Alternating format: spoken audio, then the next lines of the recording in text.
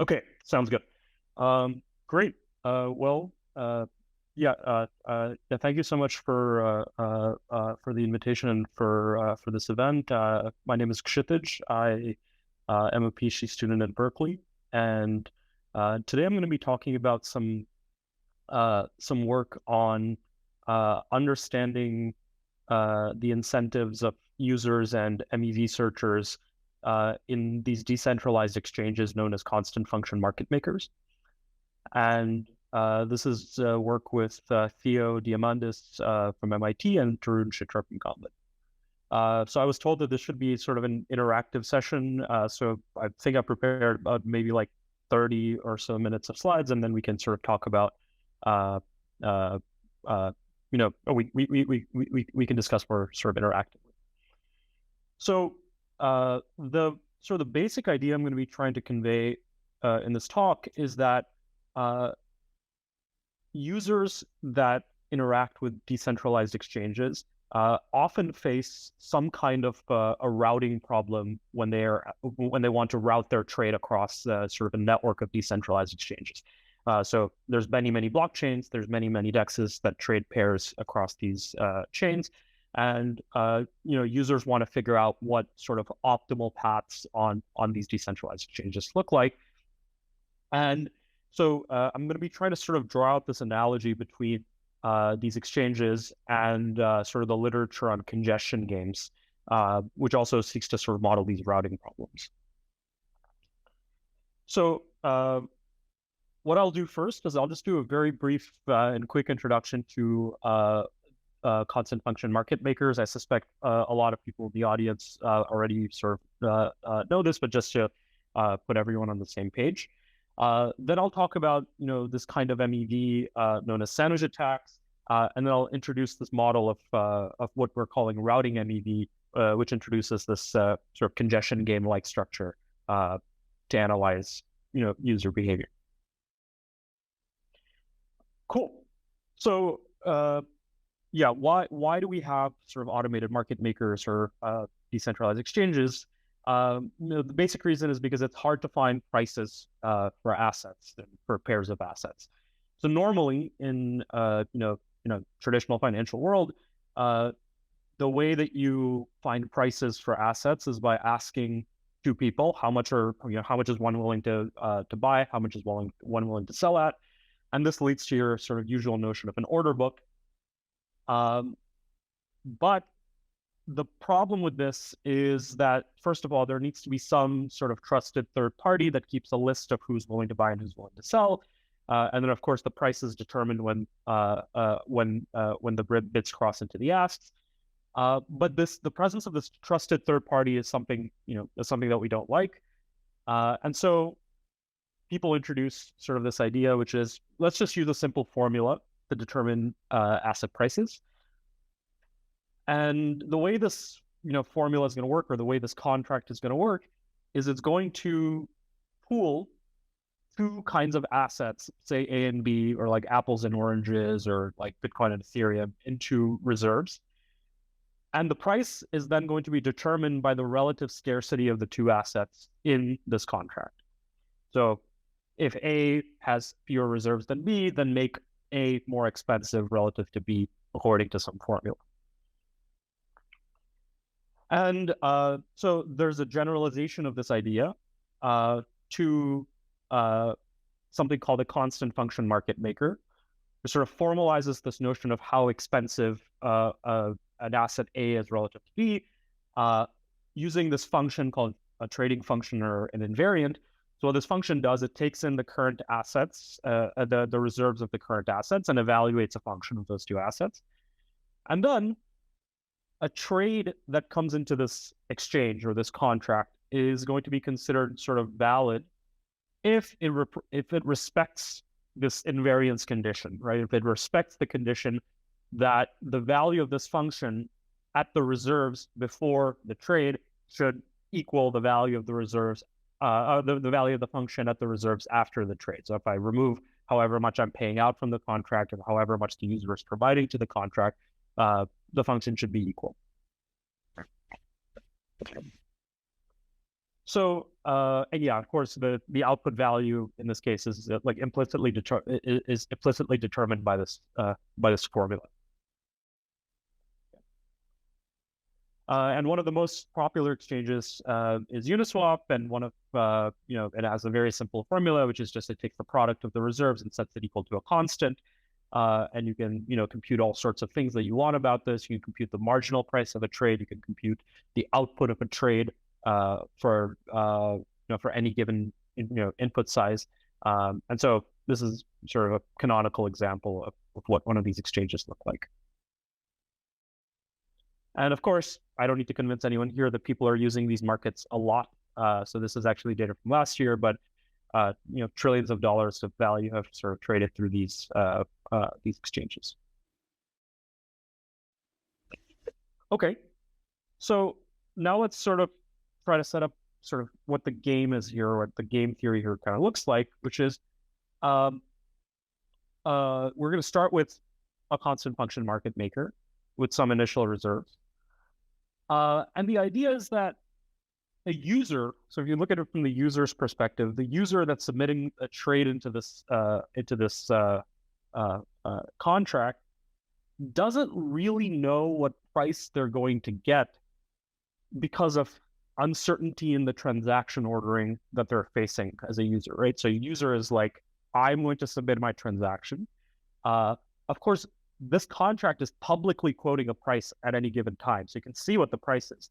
But the user actually doesn't know what price they're going to get because they don't know which order they're going to be in the block. So they face this uncertainty. And to get around this uncertainty, so what we're going to do is, before that, let me just talk a little bit about what the user sort of flow looks like here. And so, yeah, so the users are going to submit transactions. These transactions are going to land up in a mempool. And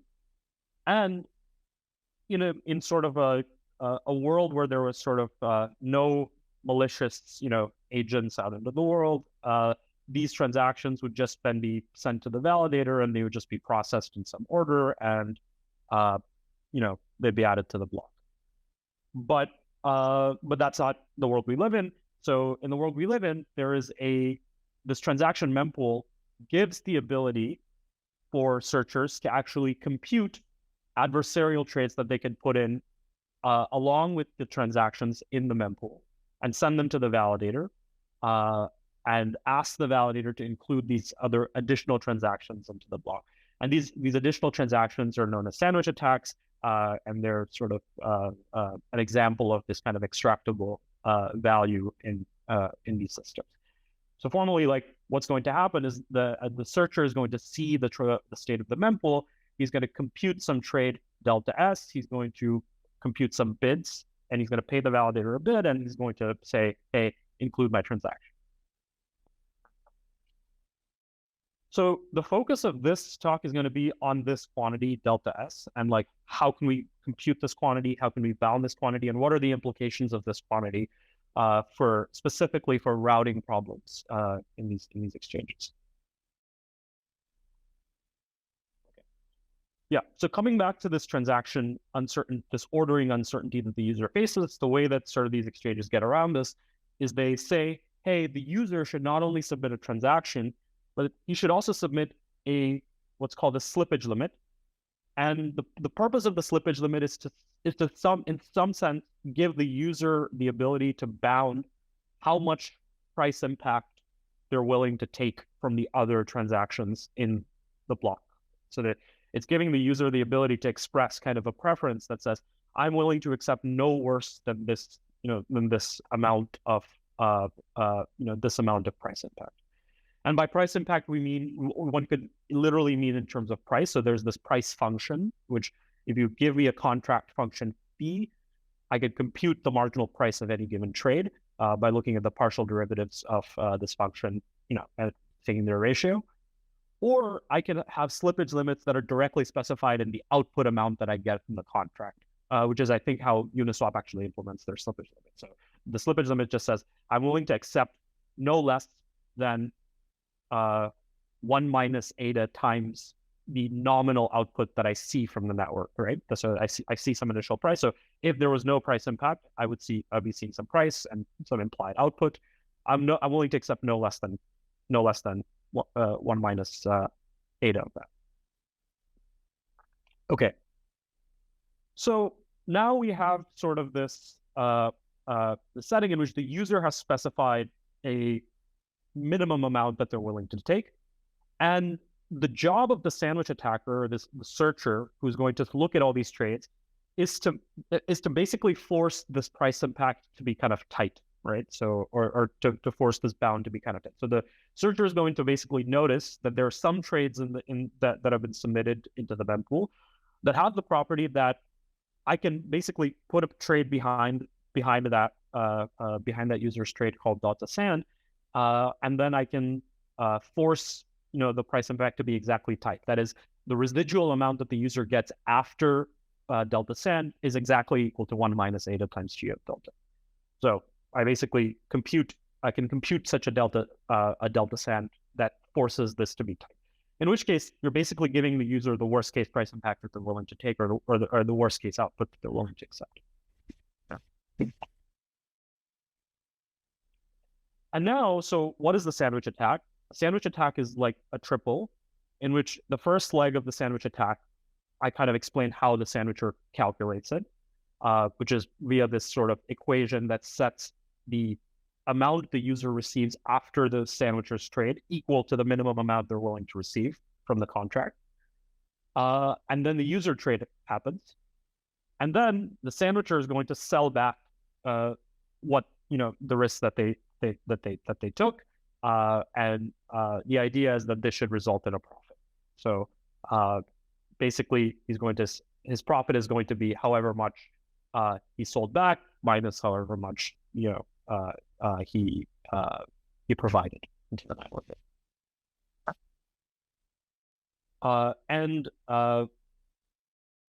So once again, I don't need to convince anyone that sandwich attacks are a problem. So here is a sort of a data set of sandwich attacks over the last 30 days on Ethereum.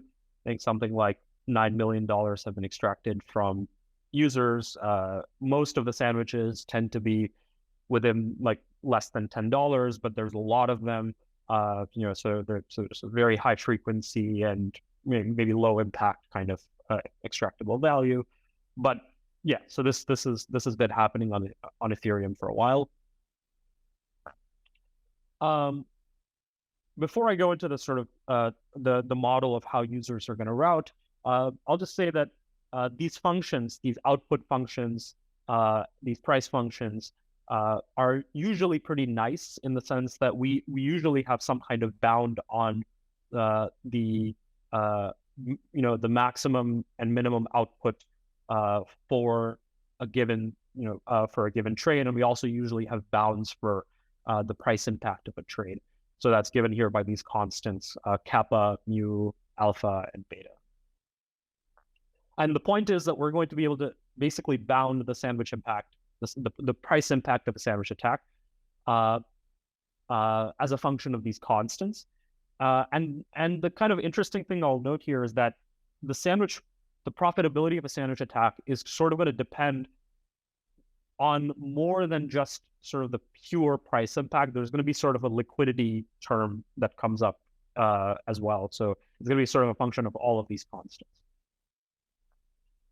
And yeah, we can make this formal. The idea is that you basically get what you'd expect, which is that the size of the sandwich attack is something that is like a constant that depends on the user's slippage limit times the trade size. So that roughly makes sense. If the user's specifying sort of a really bad slippage limit, then you should be able to sandwich them more. And you also can get sort of bounds on the profit from the sandwich attack as a function of all of these sort of constants. Okay, so now let's talk about this routing problem, right? So we've introduced sandwich attacks, said sort of why they're a problem, and so users in these decentralized exchanges, they often want to route, as I said, they often want to route their trades through sort of a network of constant function market makers. That is, every CFMM is going to trade some asset pair, and then you're sort of going to want to route your trade through a bunch of different asset pairs to get some, to get some destination sort of asset that you want. And in this sort of routing setting, there's like a way to compare what I'm going to be calling selfish routing of these trades with something that was defined sort of a year or two ago, which is optimal routing under the presence of sandwich attacks on this network. And so we're going to rely on game theory models that are very similar to sort of congestion games, the congestion games literature. And yeah, so what do I mean by selfish and what do I mean by optimal? So let's just take a very, very simple example of this like 2-asset, 2-exchange kind of network. And this is, this is a stylized example from like, from Pagoo's network and congestion games. So what is this network? So this network is, you have 2 assets, A and B, and you have 2 exchanges. The first exchange is nothing other than Uniswap, right? So this is just, I'm trading on Uniswap on this first exchange. The second exchange is just going to be a constant price market maker. They're just going to quote a constant price all the time. So it's just going to be linear output. And now, what I want to do is I want to sort of say, okay, what if a central planner, like someone's like a coordinator, was able to route trades across this network, right? The coordinator is able to look at the trade that comes in to this network and say, hey, I want to optimally route this trade across the network. And what do I mean by optimally? Optimally to maximize the net output from the network. Okay.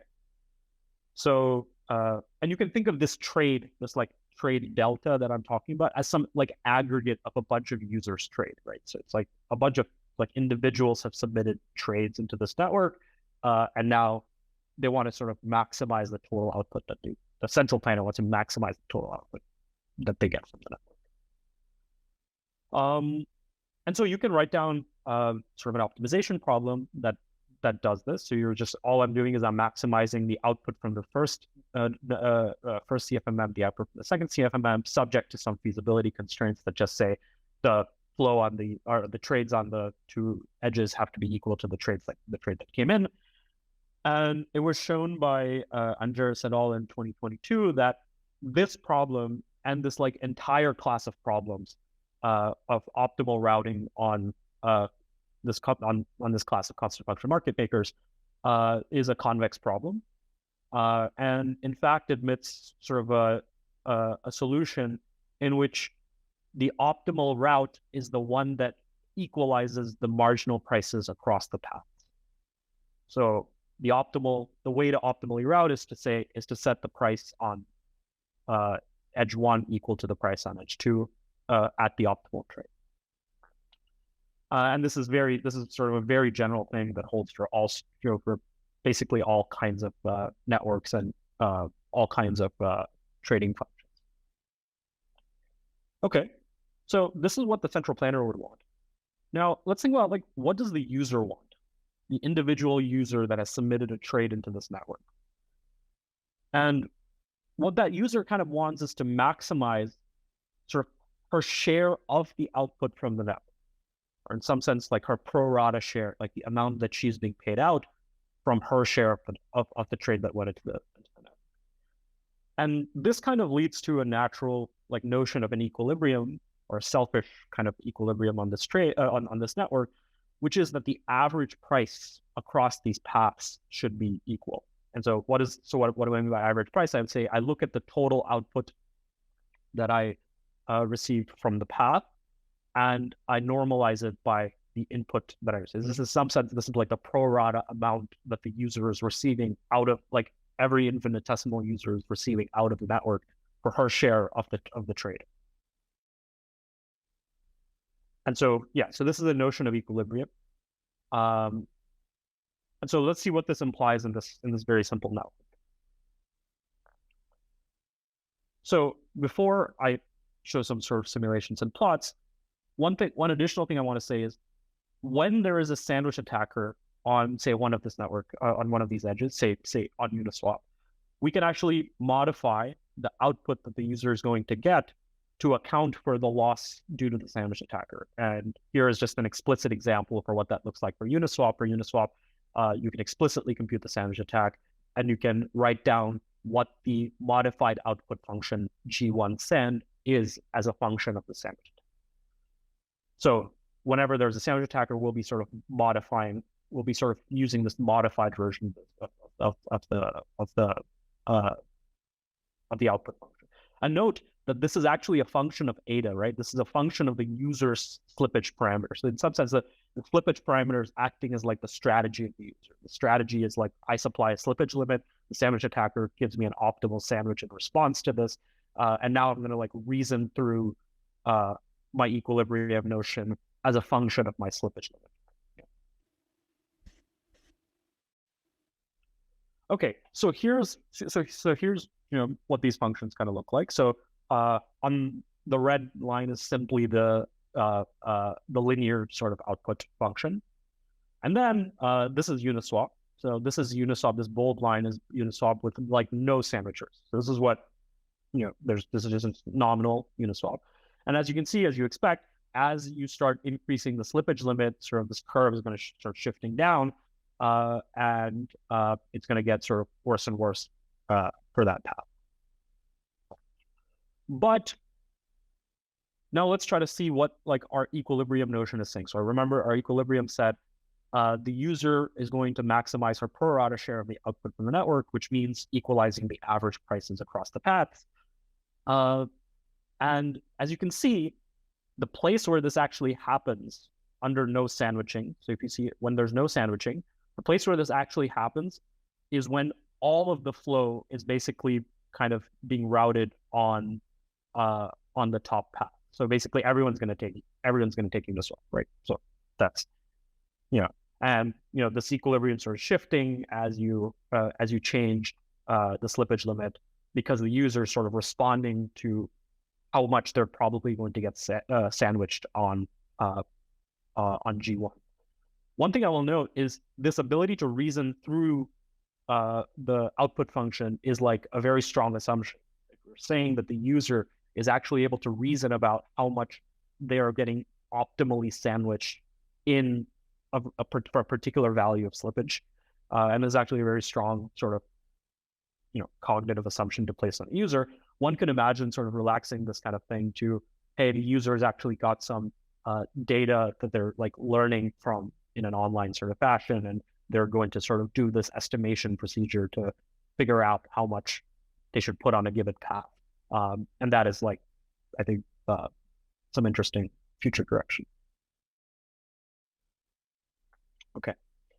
And now, so let's just see how the equilibrium and the optimum looks. So the first thing I'll note is the optimal routing problem says you shouldn't actually place all of your flow on the first edge, right? So you should actually split your flow somehow, roughly 50-50.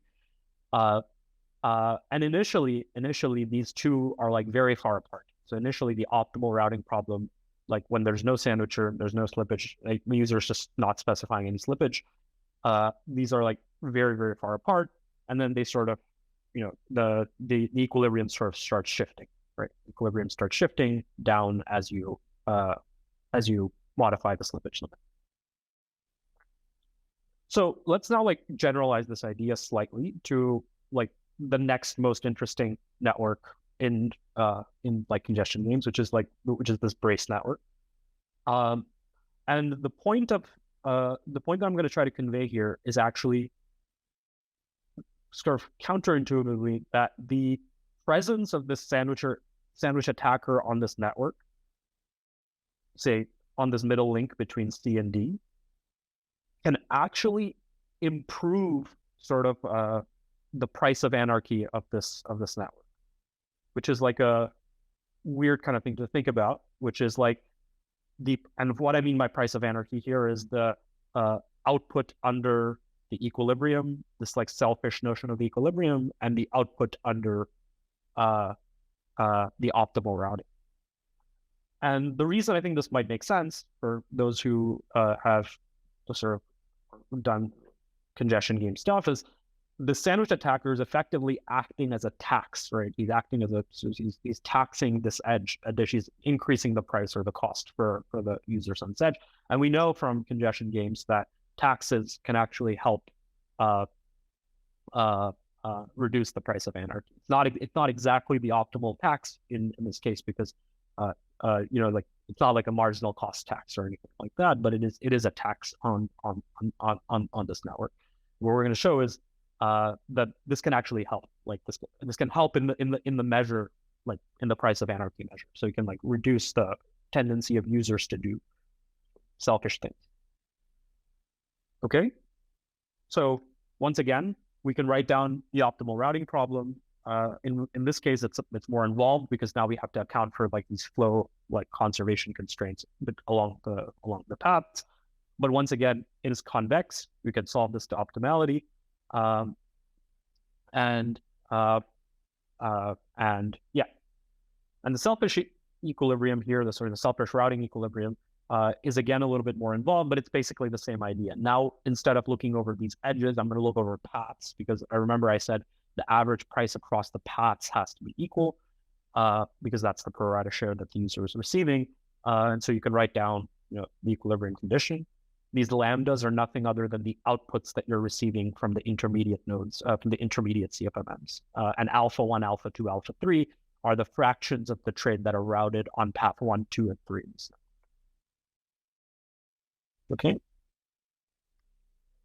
And so now let's look at what happens. So initially, the equilibrium output, which is all the way down here in red, is like very far removed from the optimal output.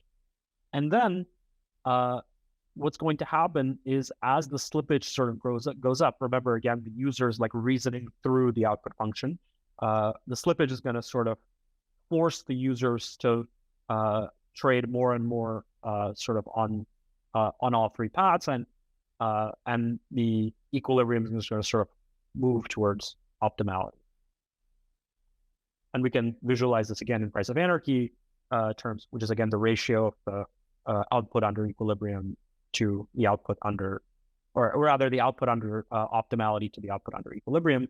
And yeah, so we get this like basically reduction of price of anarchy as slippage tolerance goes up, and eventually they just converge.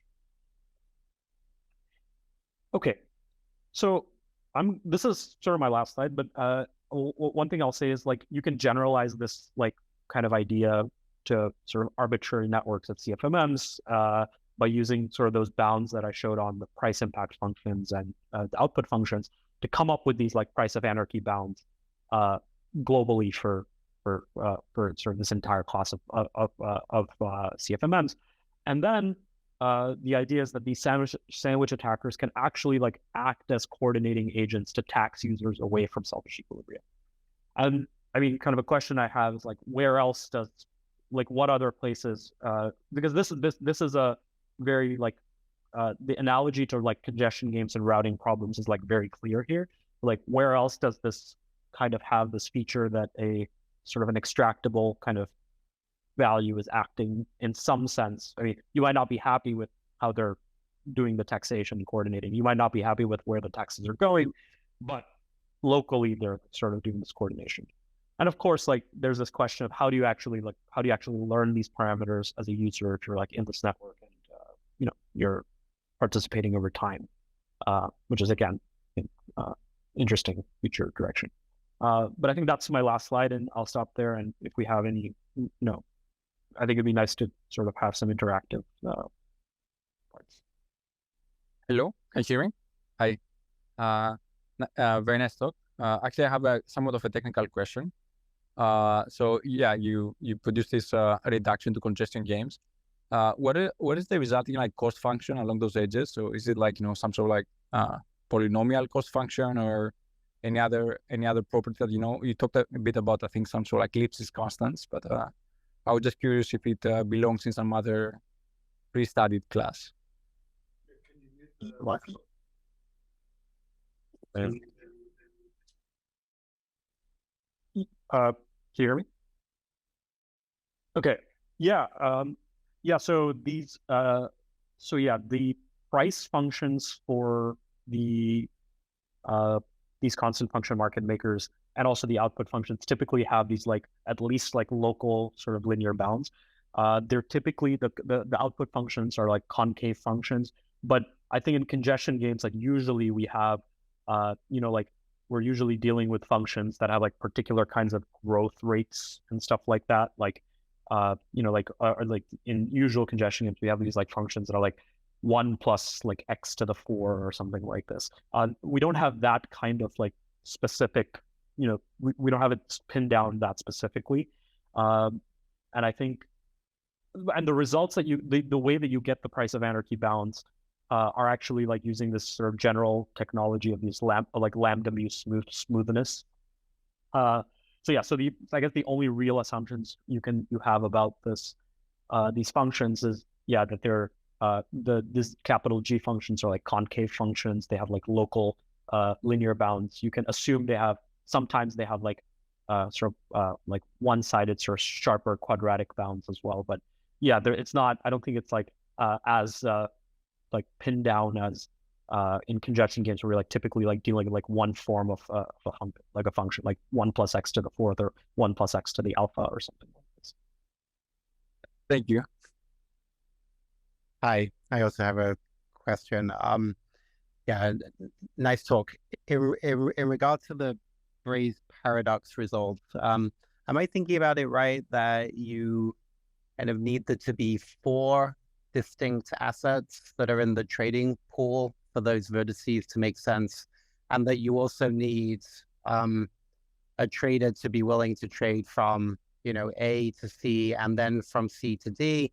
And then I'm also right that sandwiches cannot help for a pair trading pool? Yeah, I think that's right. I think it got onto some weird setting. Okay, awesome. I think that so there are 4 distinct assets here, A, B, C, and D, where the input asset and the output asset are A and B respectively, and then each of these are like so these are the available paths to the user basically. So, and yes, and I think it's correct that if you just have a sandwich attacker on a single edge and you're only allowed to trade between like that edge, then there's like no hope, right? Because there's like basically like that sandwich attacker is strictly, I mean, the equilibrium and the optimum there is just to trade on that edge, and the sandwich attacker is going to like strictly degrade both of them at the same time. Thank you. Hi, thanks. So I have 2 small questions. The first one is a bit more practical, but have you thought about including more like practical things like fees into your model, and how would that affect the routing? Because if you have to, you use multiple routes, then you're going to pay more fees, and that's going to probably impact it. And then the second one was a bit more general, but I was curious if you thought about other ways to tax users and redistribute these taxes, and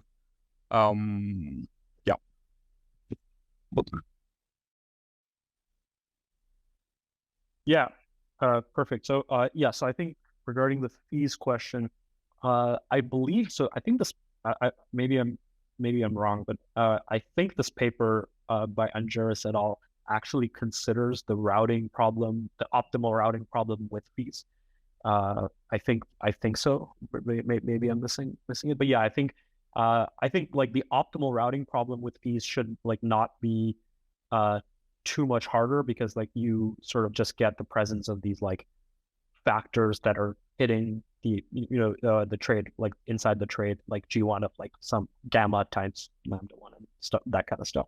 As far as how it affects how it affects this like equilibrium notion, I'm not sure, and I think that is actually, I think, a pretty interesting direction. It's like I mean, effectively it's going to act kind of like a tax again, right? Like it's going to act like another additional cost that the user has to pay on particular edges, and if the fees are different across different paths, then the user might like prefer one path to the other just because of the difference in the fees. So it might actually meaningfully shift the equilibrium. And oh, sorry, I just forgot your second question. Would you mind repeating it? Thanks. No, the second question was about different ways of taxing users and redistributing these taxes. Right. Yeah. So yeah, different ways of taxing. Yeah. So I think like these fees are like in some sense like a explicitly specified tax, and like the sandwich attacker is kind of like a implicitly, or like you just know that these agents are out in the world, and they might tax you at any given time. So I think those are like the two kinds of taxes in my head. And I think redistribution is a very interesting question, because yeah, right, like if it so happens that like all of this excess value that's captured in this example, like all of this excess value that's captured by the sandwich attacker simply goes to the searcher, that probably is not like a good way of redistributing it. I mean, it might be better if it went to, either, I mean, people have made arguments like, oh, it should go to the validators in the network, or like it should go back to the users, or it should like sit in some like sit in some box that's like untouched, and then at the end of the day we should just like burn all of them or something like that. So yeah, I don't have any like concrete things to say about that, but I do think it probably makes sense to either redistribute it back to like the network or the users in some meaningful way. Thank you. Okay, yeah, I think that should be all of the questions. But additionally, I also want to hear you about, kind of leading. How long is the next set? Oh yeah, 5. Okay, yeah. I want to hear you a bit about how does this, example of constant function maker, congestion games relate to the broader, blockchain as a commitment device study? What are some of the ways that you have seen of the past studies? How can we use our studies of commitment devices to help mitigate such problems, such as MEV, such as like congestion games? Yeah. So so like the example here kind of shows that again, this is a very stylized example, and it's just like the first pass at this, but it kind of shows that the presence of these like what we think of as like adversarial agents, right? Like agents that are purely like profit extractors or something like this, is in fact helping to coordinate users like away from these like selfish equilibria. And the degree to which you might want that, I guess we can debate, but I think something that's like quite interesting is, and I mean, again, people in like congestion games land have tried thinking about this as well, which is how can you kind of get like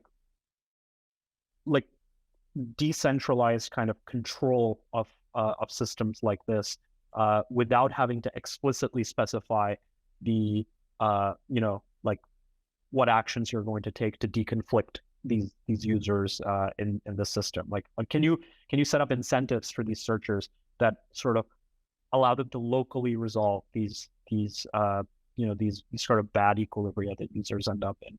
And I think that's a very interesting thing. But again, that's kind of vague in my head at the moment. Like it's not clear how you would set up, like what kinds of incentives you'd set up for them, or like. But it does seem like these agents are like kind of a resource that can be used to do certain kinds of like this kind of like decongestion, deconfliction kind of thing. But yeah, I'd have to think more about that. But yeah, that as a first pass, it does seem like there's something that can be done to again, like do like decentralized control of this system. Okay, thanks. I think that should wrap up this session. Thank you. And yeah, we should do a round of applause. I don't know if we can. Cool. Thank you. Okay, and the next session is gonna be a panel with Georgios and Vincent. Georgios, do you wanna up here? Yeah, it's gonna be a bit hard because Mike said